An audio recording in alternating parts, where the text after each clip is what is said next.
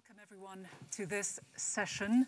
Our topic is Eurasia in a new global context.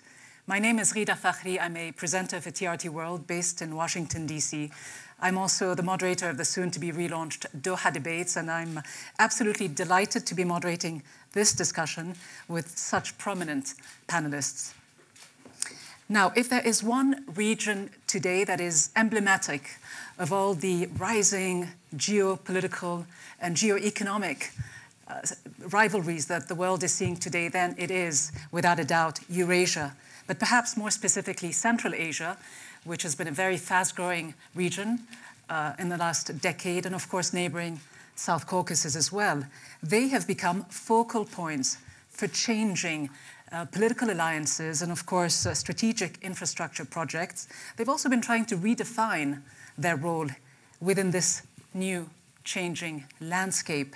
It's certainly a region in flux, a lot of movement, a lot of recent political changes as well, not just in Georgia, but in Armenia as well, and in neighboring Uzbekistan and Kyrgyzstan, as well as an economic opening that we're seeing and quite a few institutional reforms that are taking place. Now, with its huge economic potential, its landmass, this is a region that stretches, after all, from Lisbon all the way to Shanghai, that covers more than 35% of the Earth's total landmass and has more than 70% of the world's population. This is a region where the race is certainly on. But how are the big powers positioning themselves today? Will whoever controls the trade routes be the ultimate decision maker? Will that power be able to dictate strategy and policy and be the ultimate hegemon? How will China's Belt and Road Initiative shape the new map of the region at a time when the clout of the United States certainly is receding? It's an opportunity for regional powers as well to impose themselves, perhaps more than they have in the past, Turkey and Iran. How does it affect the EU? How will the European Union position itself? Will it cling to old alliances, or will it perhaps begin to look further east? Well, a lot of questions, I think, and a fantastic panel to help us answer those. We've got an hour. We, of course, want to make this discussion as dynamic as possible, so we will open the floor to questions a little later on. But let me begin with you, Prime Minister of Georgia, Mamuka Bakhtadze. You've been in office since June 2018, having previously been finance minister and director of the Georgian Railway Company. You also made a shift from the private sector, where you were CEO of the Georgian International Energy Corporation. At just 36, I hope you won't mind me saying so, at just 36, you represent a new, young, dynamic leadership within this region. How do you see the trends that are taking place right now? Thank you, Rida. Good morning, everybody. Well, I think it won't be a surprise for the audience if I will say that the region itself has tremendous economic potential. We, as Georgia, we are serving these 8 landlocked countries you have mentioned, and we are the gateway for this very important region. And I do believe that in coming years, this region will become the main driver of the economic growth on the entire Eurasian continent. Also, of course, we see that there is some turbulence going on in some part of this region. Anyway, I'm very confident that the economic prospect of the region is really very bright.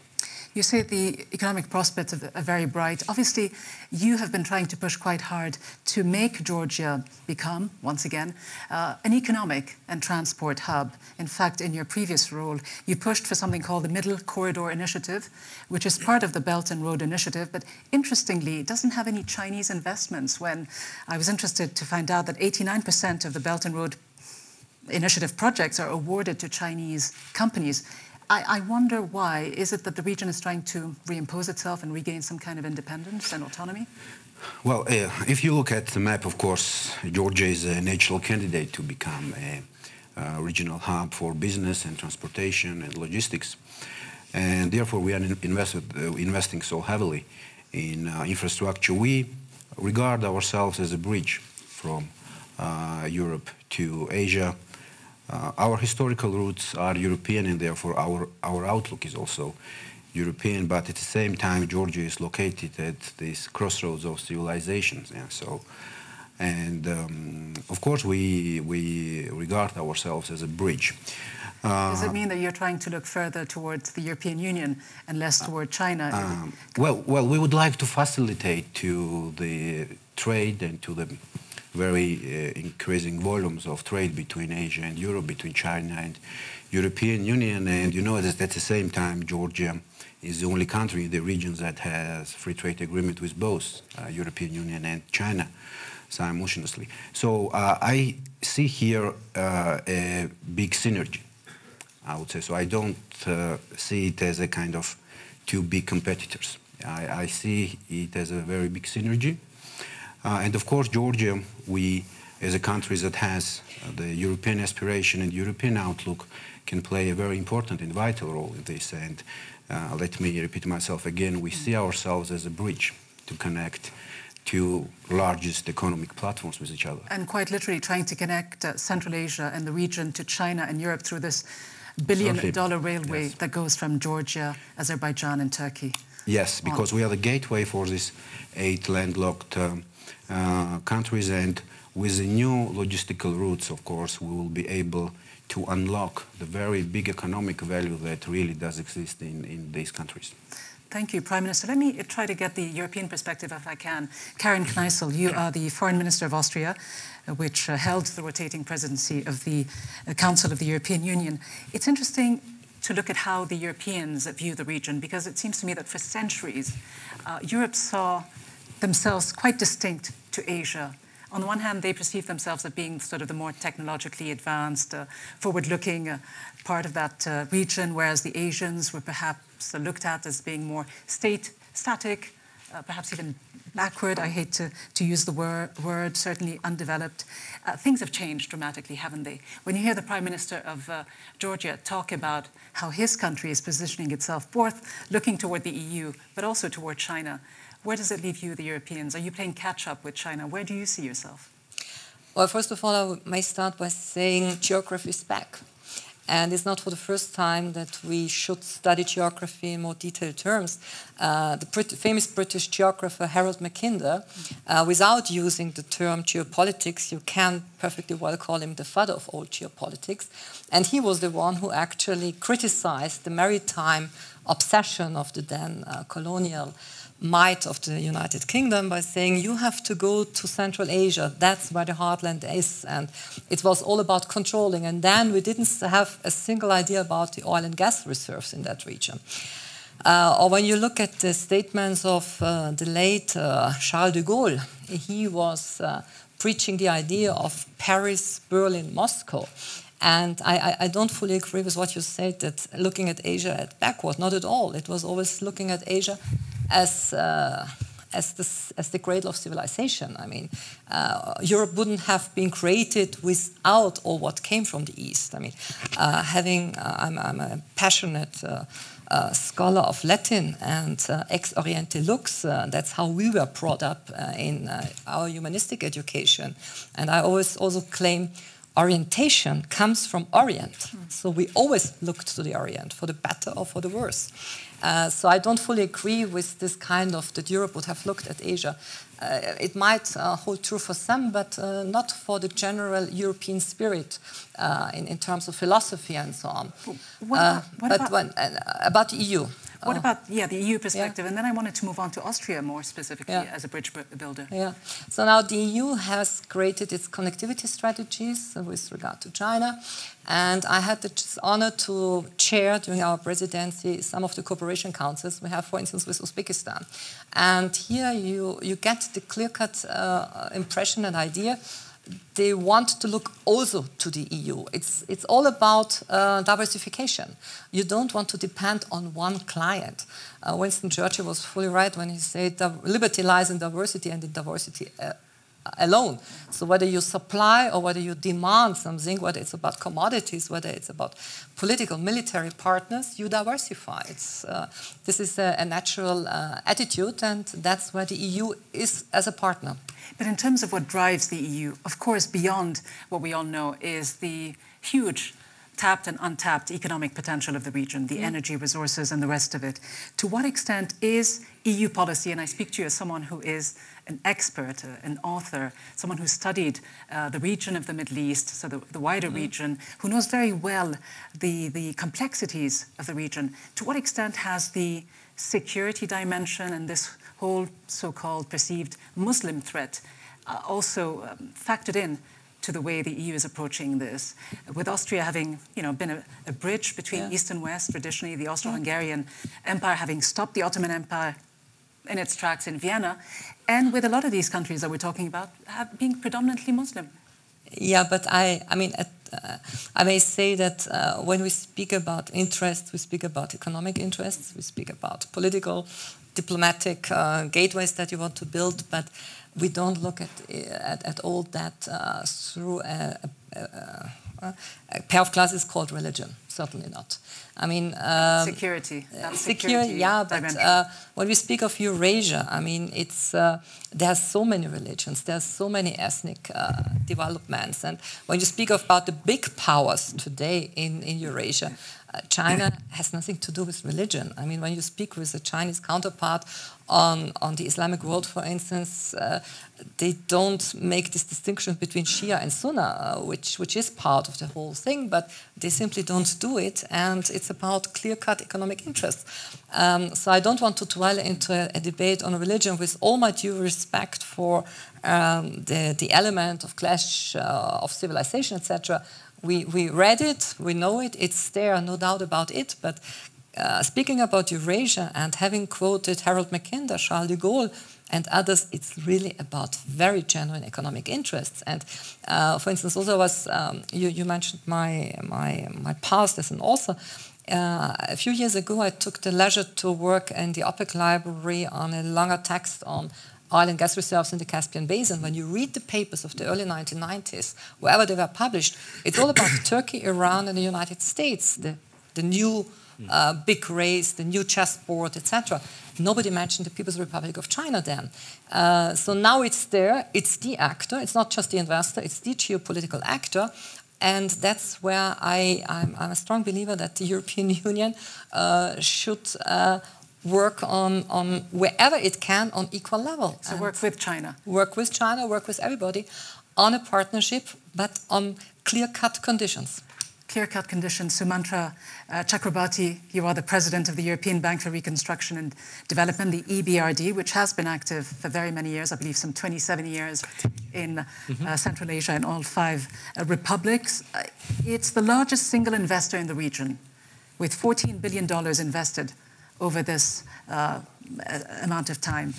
You said, just speaking recently in Beijing at a forum, that Central Asia is now the world's most economically dynamic region, or one of. It had the highest growth in 2018 of any of the regions where the EBRD operates.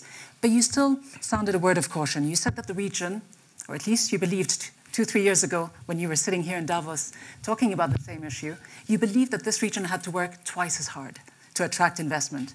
Is that still the case? Thank you very much. I mean, I think, first of all, EBRD, another title book for it might be the Eurasian Bank, actually, for Reconstruction and Development. And I'm probably the first Eurasian head of the EBRD as well, given my own roots, and I hope not the last. I think, without a doubt, this has been becoming a very dynamic region. I think for many, many years, during the era of communism, this was a region that had got locked out of the economic system, global economic system. And I think in the last 25 years, what we've seen is a re-emergence of this region. You know, we can talk about the Belt and Road Initiative, or the Silk Road, New Silk Road, and so on. But beyond that, actually, I don't think it's just about the great powers and their interest in the region. I think it's actually the region and its leadership that's changed. Young leaders like Mamuka, but many others as well, who have been transforming their countries in the Caucasus and in Central Asia to become much more dynamic. So it's true, last year, I think the region grew by about 4.6%, the fastest growing region for EBRD, for sure, and the prospects are pretty good this year too. Why is that? Now, it's partly because that leadership has decided to take on some challenges that some other parts of the world that we operate in are still avoiding, about investment climate, for example. How to change the investment climate so foreign investors and domestic investors want to put their money at stake in the region. You know, it's great. I mean, I was just teasing him before, Mamuka, that he's now managed to move up to 6th. Georgia's now 6th in the World Bank's Doing Business Survey League table, sandwiched between South Korea and Norway. Of course, typical of Mamuka, he says, oh, yeah, but we want to be in the top 3. I mean, this is an economy that's moving. Sure, there are some success stories, no doubt. There are others as well. I mean, you know, Kazakhstan, Uzbekistan now. But would you agree that this is still a region that makes a lot of investors nervous? Let's face it, there's still a lot of unresolved conflict going on. And as you once pointed out, investors are looking for stable, solid foundations and environments in which they can invest. Investors look for a number of things. First of all, they look for an investment climate that actually makes it worthwhile taking the risk to invest. That climate is made up of many things. One is stability in policy. So it's not that they want only one government or one party always ruling. No, it's not that case. But they want to make long-term decisions about investments. They want to know if there is a change, if there is a shift in party control of the government, that actually the policies in their areas will not change radically, massively. And that is the case in Europe, in Eastern Europe. We've seen, for example, changes in policy on renewable energy, which has led, actually, to investors pulling out. And the good thing we've got at the moment with the Central Asian Caucasus is there is this sort of sense of the long-term interest of the country trumping, if I may use that word, trumping the interest of party politics. And you say that these countries need to become more resilient by investing themselves from local sources of investment. Do you feel in any way, I know you've been quite positive about the whole Belt and Road Initiative, but do you feel that too much investment is going into the hands of China? Therefore, China is really controlling too much of what's going on and indebting quite a few of these countries in the process. There is a huge debate as to what is a Belt and Road Initiative. Different people keep different league tables as to what scores as one and what doesn't. I would say, leaving aside the sort of political Sturm und Drang about the Belt and Road Initiative, I think the thing to focus on is the desire really to invest massively in infrastructure, energy and other sectors in this region, and the importance then of having high quality investments. So you're right, I think, to signal that in some cases I have been open and said, I don't think some of these investments were good investments. They were low quality. I can name roads in the Western Balkans that I wouldn't have invested in. And so I can name debt sustainability issues as well. So can we really leave the Belt and Road Initiative aside? I mean, can you, when it's just omnipresent? And just let me follow up on what I've just said. In terms of debts of the countries involved, Chinese loans have accounted for 49% of public debt in Tajikistan, 38% in Kyrgyzstan.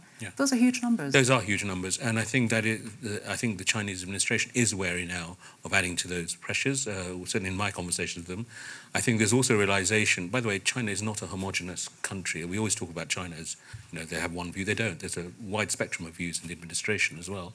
And the Liberals in that administration also recognise the need for private sector investment much more, which wouldn't add to debt burden. So I think there is an important thing. And here, I think EBRD, working with the Asian Infrastructure Investment Bank, based in Beijing, China's largest shareholder, but it's a multilateral bank. Many Europeans are shareholders, Central Asians are shareholders, Caucasus are shareholders. This is the bank that is actually trying to have the right standards, and working with them, in co-financing with them, is actually the right way forward. Sumantra Chakrabarti, we talk about all the main players, Vali Nasr, the Dean of the Johns Hopkins School of Advanced International Studies, also a former advisor at the US State Department. So we've talked about the powers, the organizations that are in this fast-moving region, but there's one absentee, it seems to me these days, the United States. Where is it in this whole picture?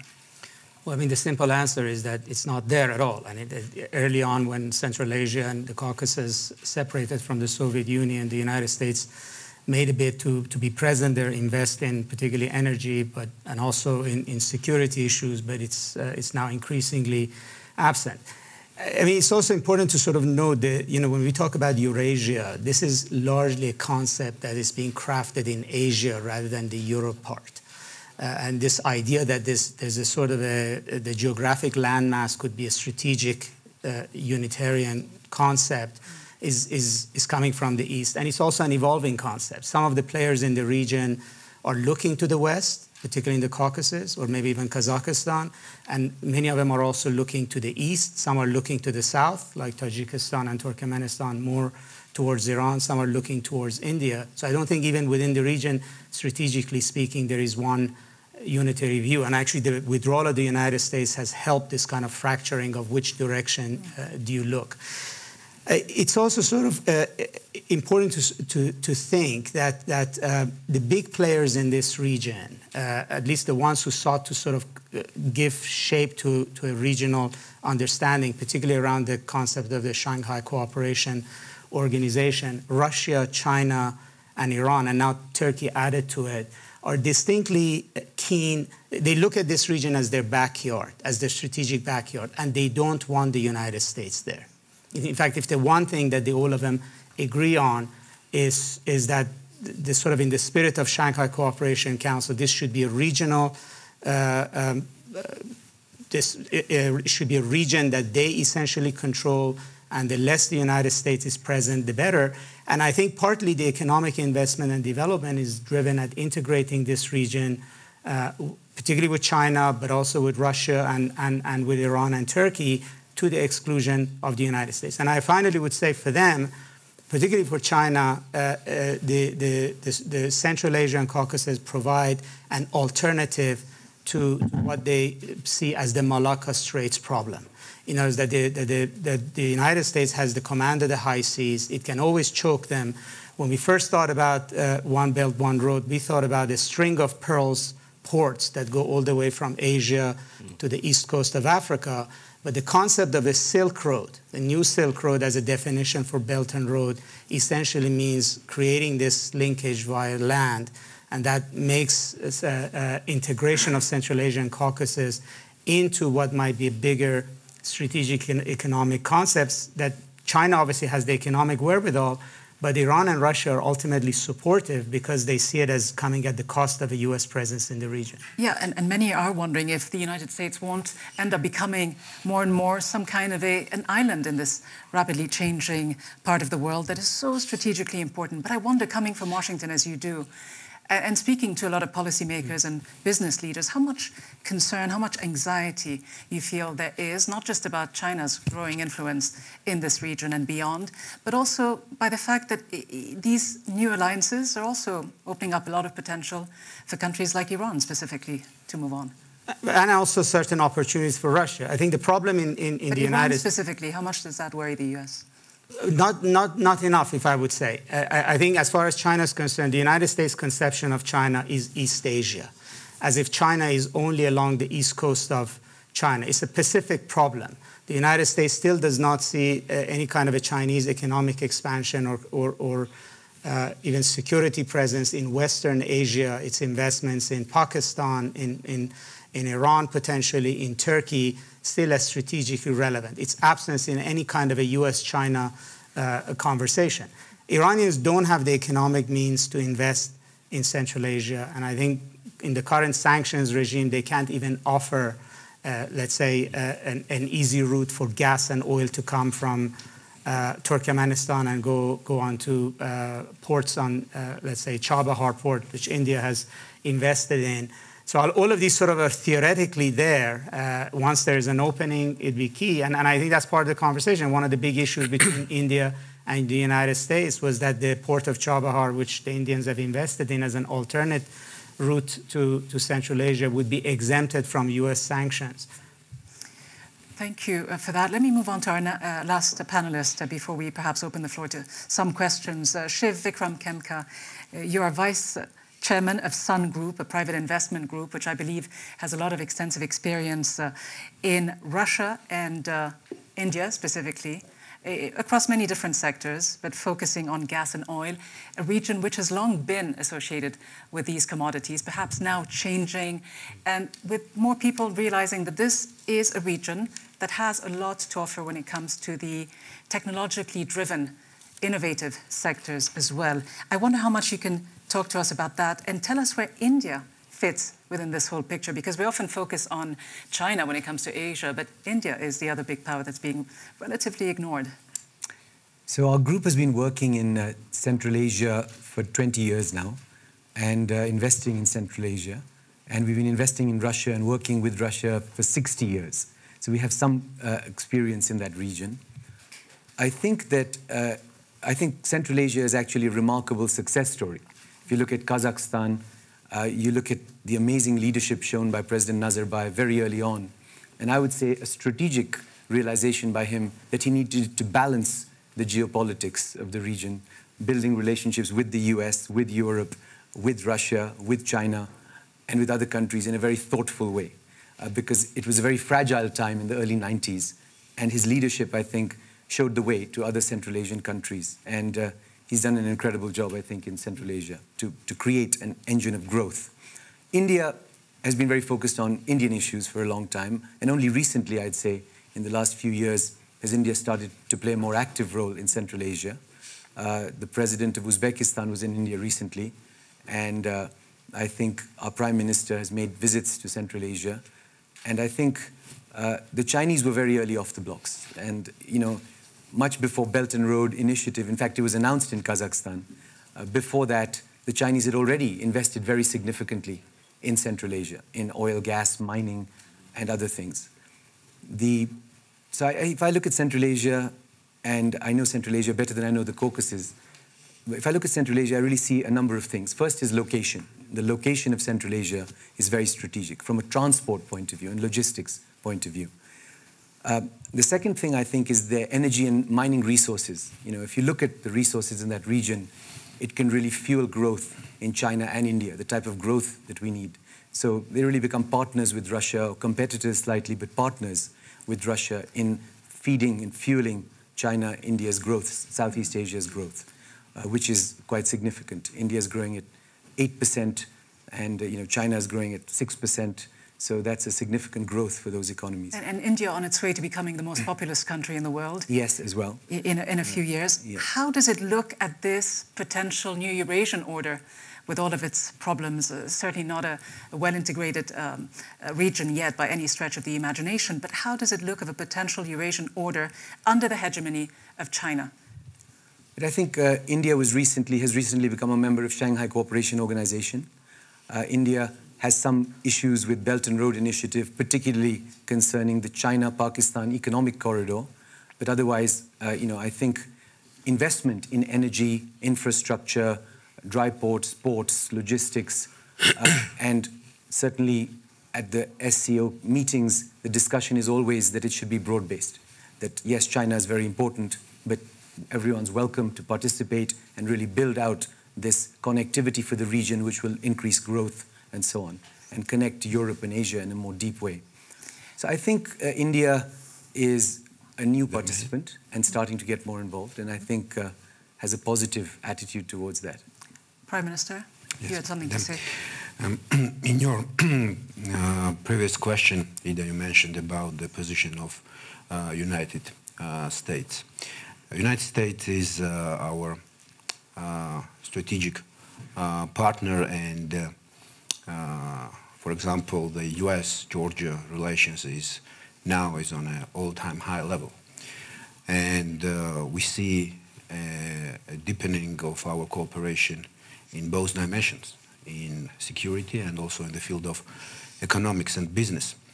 But at the same time, yes, I would agree that in the region, these countries may have various international aspirations. And of course, for example, the aspiration of Georgia, and we are fully committed to this ideas, is to become the full members of NATO and European Union. But at the same time, as Mr. Khemka mentioned, so there is a very big value unlocked in Central Asia.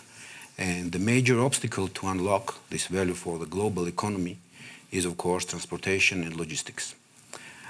In Georgia, we are constructing a deep seaport to help these nations to trade with the rest of the world, to decrease their cost of logistics, to make them more competitive. So I don't think that this kind of the various international aspirations is an obstacle in this case, because there's a very big economic interest. I totally agree with you, and so I don't regard it as an obstacle. Karin, Kneissl, I want to turn to you just briefly to talk about Russia and put the Russian situation, the tensions that still exist, the conflicts with some of the countries in the region over the Ukraine issue, in a bit of context. To what extent is it important for the EU to push toward the easing of some of these tensions as a way to not just restore some trust between the conflicting parties, but to allow these countries to fulfill their potential? Something interesting that the EBRD said recently was that the situation has created substantial collateral damage with a 5% contraction of the GDP of some of these countries. So essentially, has the EU, has the US put themselves in a box? I mean, they talk the talk, but you don't seem to walk the walk. Well, it was a Franco-US general who told me once upon a time, for preventive diplomacy, you never earn a medal for bravery in the field.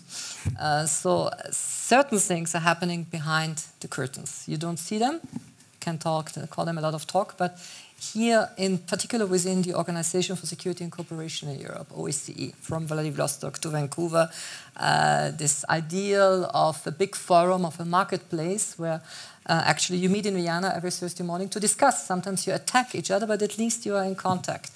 And this East-West issue, whether it's Ukraine, whether it's Southeast Europe, and going more to the East, Caucasus, the old issues of Nagorno-Karabakh, etc., they remain as constant factors.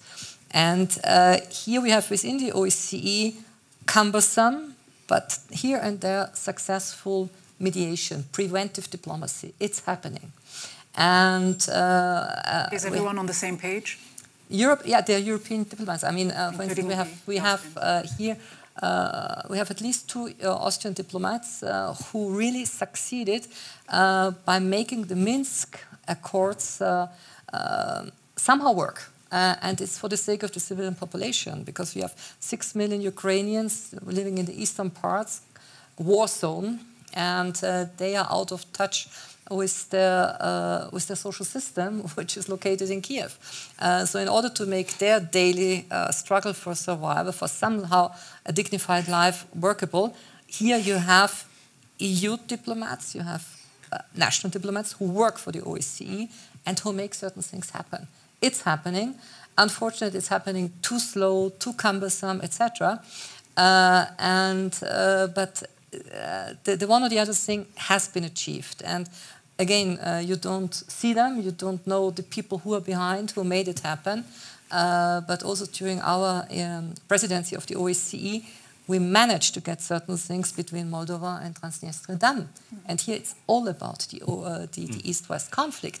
It's still there. Or if you remember Max van der Stoel, a Dutch diplomat who was in the very early days of the OSCE High Commissioner on Minorities, he made it happen that there was no major outbreak on minority issues between Hungary and Romania.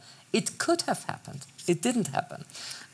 So it's all about the genuine diplomacy, preventive diplomacy, because whenever war happens, diplomacy failed.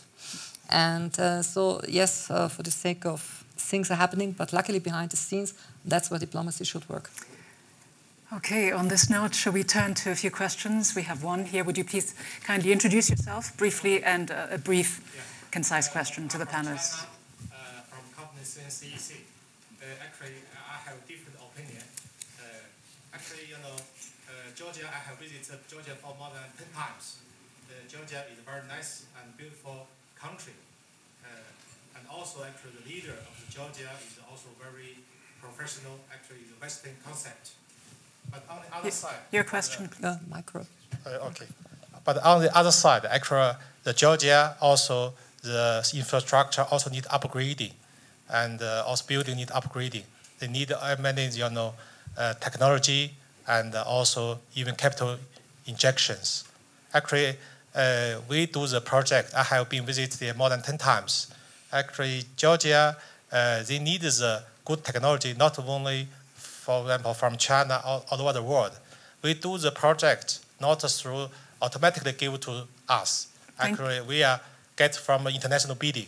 We compete with USA company, Turkey company. Finally, because our technology is good, price competitive, so we get project. Not because the Georgia automatically give the project to Chinese company. Thank you. We'll have to leave it there, but I think we got the gist of the question. Certainly. Let's put it to the Prime Minister of Georgia. Are you doing enough, in fact, to advance technologically, and are you able to rely enough on yourselves? Of course, I fully agree that we have to upgrade our infrastructure, we have to create a new one, we have to make our transportation system more competitive. But at the same time, we are looking for the private sector-driven projects. We do believe that the private sector can implement and realize this project in the most efficient way. And of course, in this respect, we are trying not to increase our state debt, and with attracting more private investment, implement all these, I would say, historical infrastructure projects. At the same time, of course, Georgia is trying to be more attractive for the high-tech investments as well. So we created and crafted, I think, a very creative reform, which we're going to launch in the second half of the year. Because I think that the region itself needs a diversification, and I think that Georgia is a very good example, because in the last years, we could diversify our economy, but unfortunately still a big number of our neighbors, they are very heavily dependent on prices, on commodities. So I think that in this respect, Georgia can be a very good example to show that diversification is a right policy. And personally, I'm very happy when my colleagues from the neighbor country, they are approaching us and telling us to share our experience and the experience of the reforms that we already implemented in Georgia. Do we have another question from the audience? Please go ahead.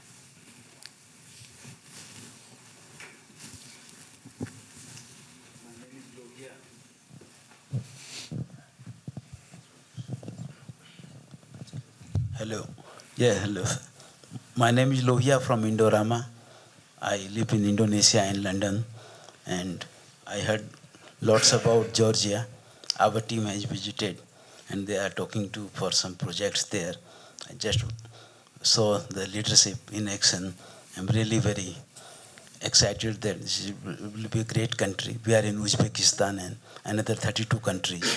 So these are new countries, but I hope new countries are always most challenging, but they are most rewarding. Thank you. Sumantra, Chakrabarti, would you take this question, mentioning Uzbekistan and the huge strides the country I think has made? Uzbekistan is a really interesting story right now. This was a country, even after the Soviet Union fell, that really didn't engage with the rest of the world. And it stayed very much as a closed place, politically, socially, economically.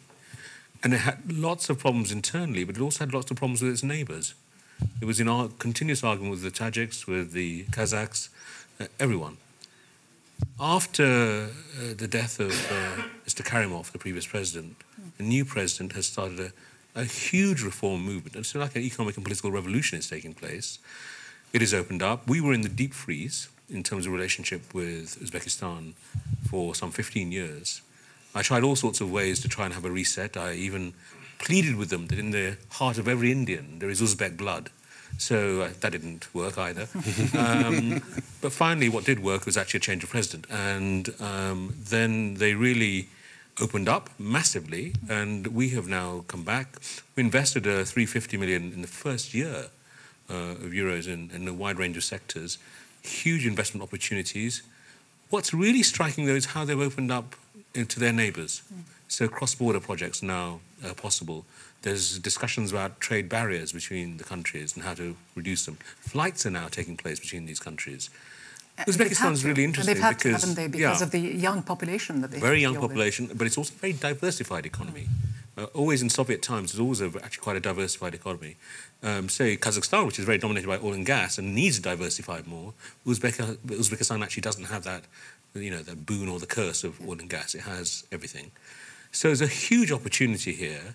If anything, I think the issue for EBRD is sometimes to say to our Uzbek friends, if you want to do 25 privatizations next year, which is what they said to me, the president, I said it would be good to do 2 really well, and then let's do more after that. It's almost the expectations are so high now of making that leap that they were denied for 25 odd years.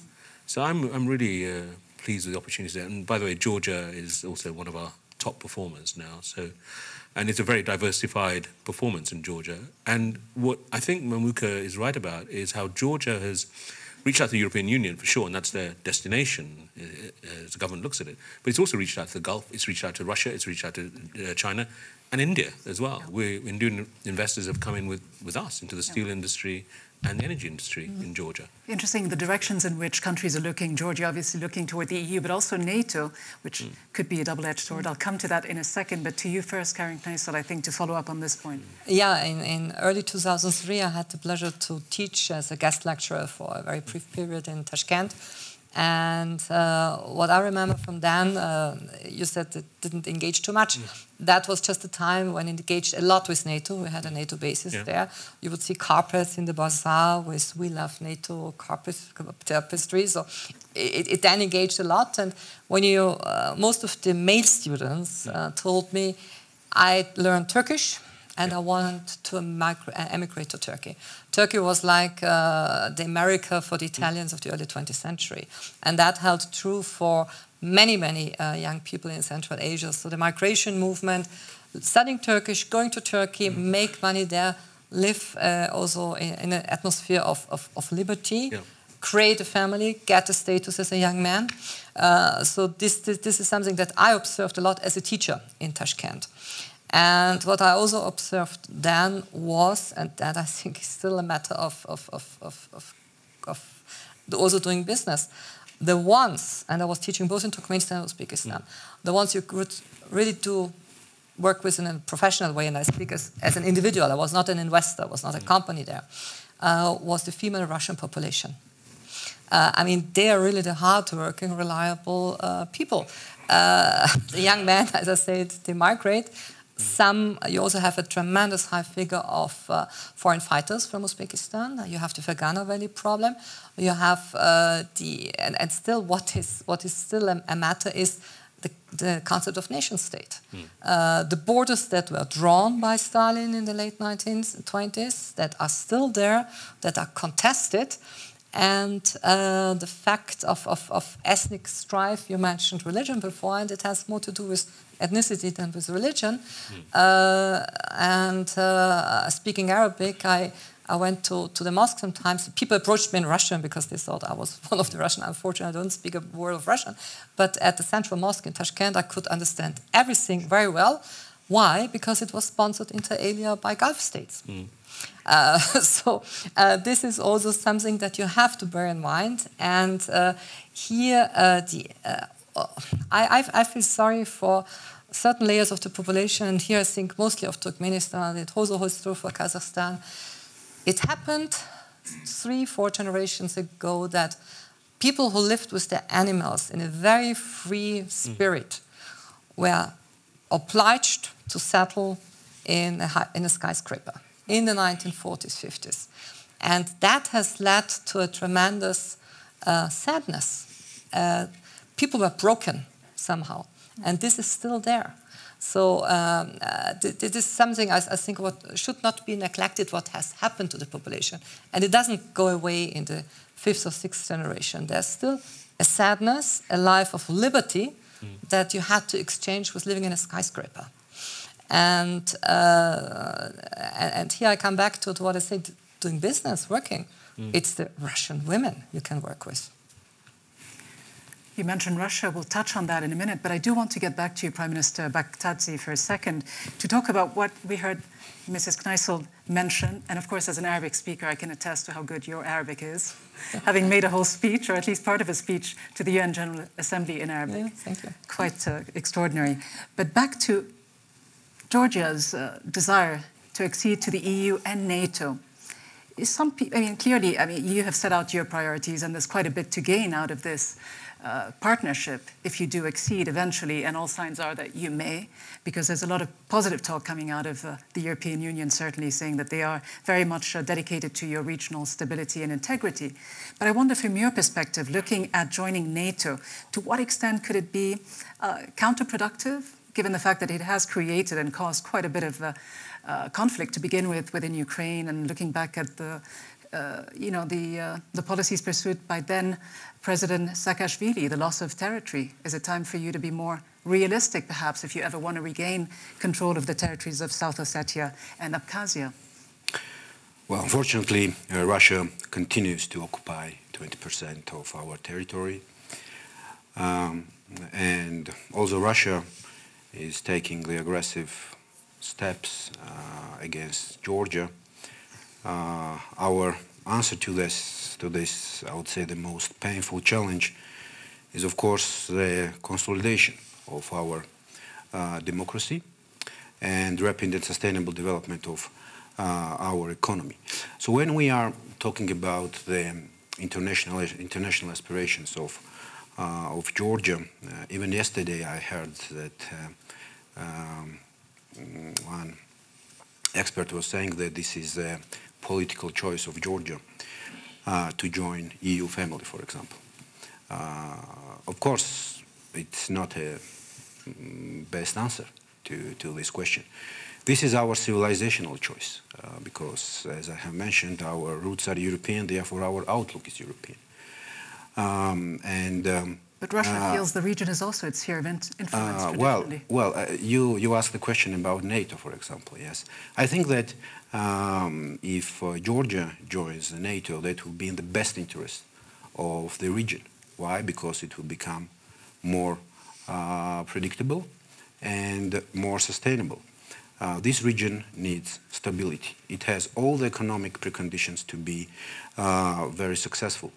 And I think that Georgia also demonstrates this with this series of reforms that we have conducted, that we could make actually Georgia a modern European country with rule of law and with many achievements, which actually is, and all these international rankings are very good evidence that Suma mentioned. At the same time, also we have these challenges, so Georgia also demonstrated that we can deliver stability, security, and predictability, because you can have an excellent tax regime, but if you have issues with stability or predictability, no investor will come to your homes, to your state. So I think that our aspirations to become a member of EU and NATO is in the best interest of the region, because this will help the region itself to unlock its very high economic value that we have mentioned many times today. From an outside perspective, Vali, Nasr, do you see it this way? And where do you see the Russian connection in this whole regard, Russia's role? Because, again, a lot of Russians believe that this is the traditional sphere of influence of the Soviet Union, and that they believe that the West, in many respects, is trying to keep them away. Well, I think exactly this is the tension here. In other words, you have states that their interest lies with Europe, and also they see integration with NATO and European Union as the best way of protecting their ambitions from what might be a Russian or Iranian or Turkish agenda here. But in reality, there's a lot of things up in the air. First of all, whether or not European Union, given its current circumstances, would have appetite for moving eastward, given the fact that in the face of the Abkhazia, South Ossetia situation and the case of Ukraine, every time when the Russians have actually asserted themselves, the West has actually blinked. It has not reversed these sets of situations. Thirdly, I would say that the situation of Turkey with Europe and with NATO is right now up in the air. I mean, a lot of the ways in which the West might have thought about the future of Caucasus was tied to the fact that Turkey was destined to move closer to Europe, and Turkey was a close member of NATO. Now, President Erdogan is spending more time in Moscow than he does in Washington or in any European capital. We have to look at a future where the accession talks with Turkey may be completely abandoned altogether. And then the question is, how does Turkey look at one of the Caucasus states moving closer to Europe, and how it would react to such a scenario?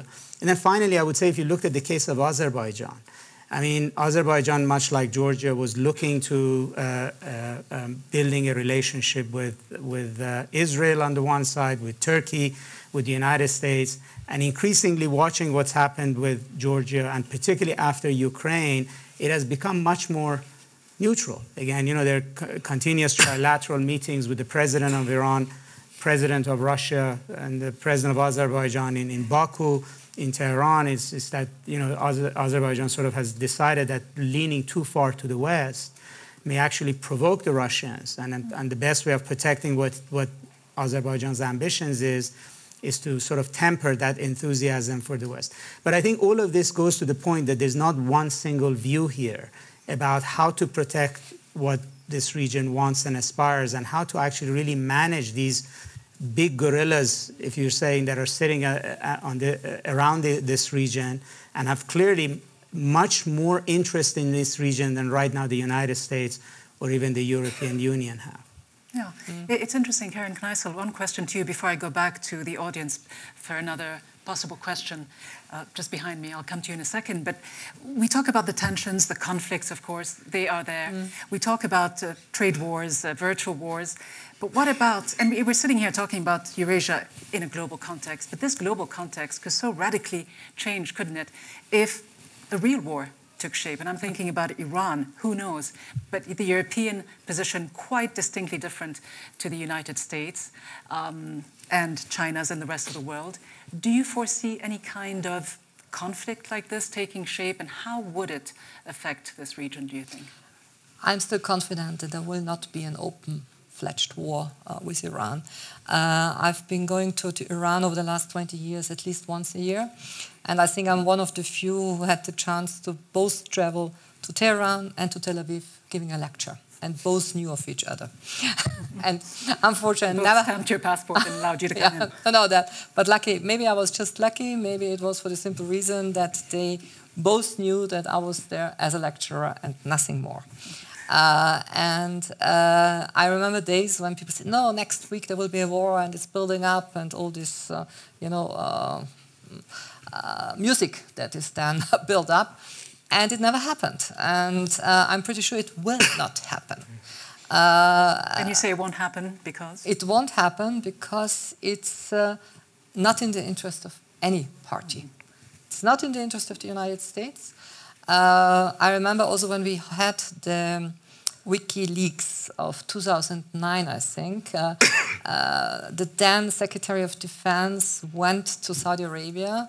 It was the WikiLeaks telegrams from the US Embassy in Saudi Arabia, and the Saudis were asking for an attack.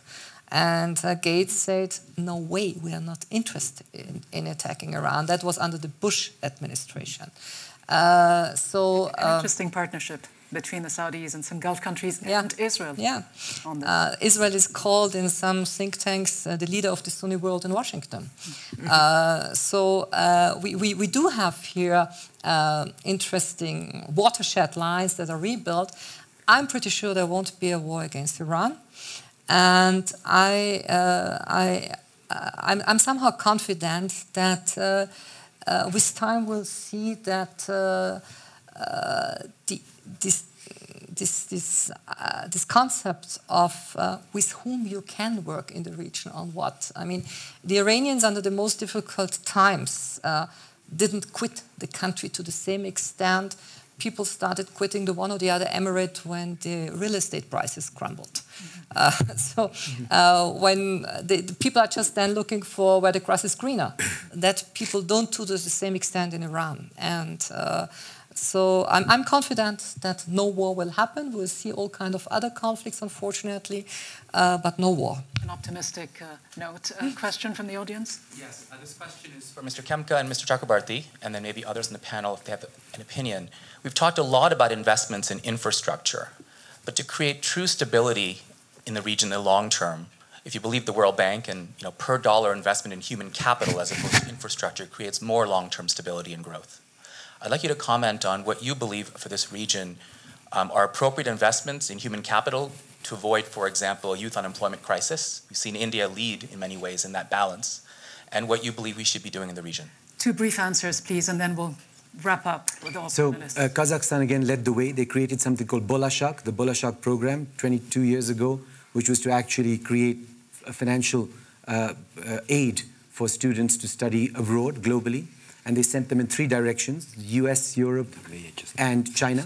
And many of those have come back. They had to come back. And today, if you go to the ministries, the companies, etc., you find these Bolashak scholars running the country today.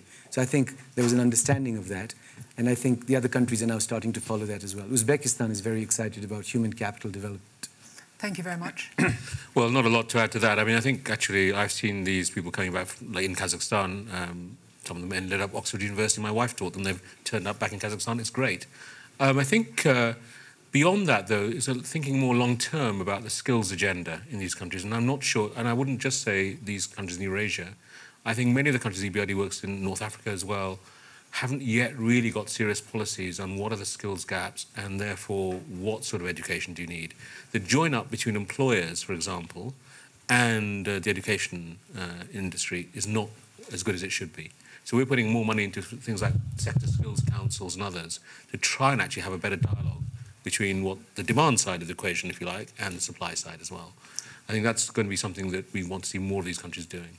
Thanks, Mr. Chakrabarti. To you, Prime Minister, yes. If you can answer and also wrap up in a couple of minutes. Well, I totally agree with the logic, because human capital development is main for any nation. In Georgia, we are starting a new education sector reform with a final aim to make an education sector a dominant sector in our economy, so it is no less than 10 or 11% of the GDP, and I think that that should be the final goal and the main benchmark for other nations as well. And we are doing great, as you know, in doing business. We are number 6, and I do hope that with that reform we will have such achievements in human capital index after some time. I would like to highlight once again, and let me repeat myself, that indeed this region has enormous economic potential, and of course with joint efforts we have to unlock this economic value for the global economy to make the growth of this part of the world more sustainable. And absolutely, I'm sure that this part of the world has all the preconditions to become the main driver of the economic growth on the Eurasian continent. Thank you very much, Vali. Nasr, in 30 seconds or so, do you agree? Where do you see the region heading? No, I agree. I think the human capital development in the longer run is very critical for countries that are in an economic transformation phase and also have large numbers of youth. You have to not only create jobs in the short run, but also issues of dignity, demand for social and political rights become increasingly important as you go forward. Sumantra Chakrabarti, how optimistic do you remain? I remain very optimistic. I think this is a region on the right track, with the right leadership, the right policy reforms. And I sort of agree with Karin. I think actually the geopolitical tensions are not likely to play out into any massive open conflict. There will be frozen conflicts, and that's a problem. But I think not the open conflict. So I think there is opportunity here for investors to come in with or without EBRD. Mr. Khemka, your final Yes, thoughts. I'm very optimistic. I'm particularly optimistic about Uzbekistan. In the last year, President Mirziyoyev has done a tremendous job opening up, trying to open up, trying to focus on some key sectors.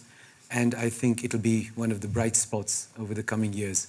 And we're looking forward as a group to invest more there. We've already invested in Kazakhstan, looking to invest more in Uzbekistan. Is this picture too rosy for you, Karin Kneissl? Are we being too overly optimistic, or do you see the future this way from your strategic vantage point? By nature, I'm a skeptic. And I think we always have to think in scenarios. I think that's the former journalist in you. Yeah, maybe, but it's not a paved way. There is always a black swan that can appear on the horizon we haven't yet heard about, and it can be there. So it's very good also for the mental exercise to think in different scenarios and be ready for a plan B, C, D, whatever it needs. But I do hope for the region that they also can maintain their specificities. I hope that they can avoid some of the mistakes we committed elsewhere, whether it was in tourism, whether it was in how we in Europe and in the Northwestern Hemisphere destroyed agriculture. We created meat industry and we gave up the respect for the living creature. And this is something that the nomads in Central Asia still do. I admire the way they treat their animals, which we forget. And as a famous Austrian writer says, history teaches a lot of lessons, but has few pupils listening. But I don't mean to end on a negative note. Thank you to all of the panelists for a fascinating discussion. I think all of us agree that this is very much a region on the move with a lot of potential, a lot to offer, a dynamic, young, and interesting new changes and leaderships as well. So thank you all very much indeed for being here and for sharing your insights. Thank you. Thank you. Thank you for the very nice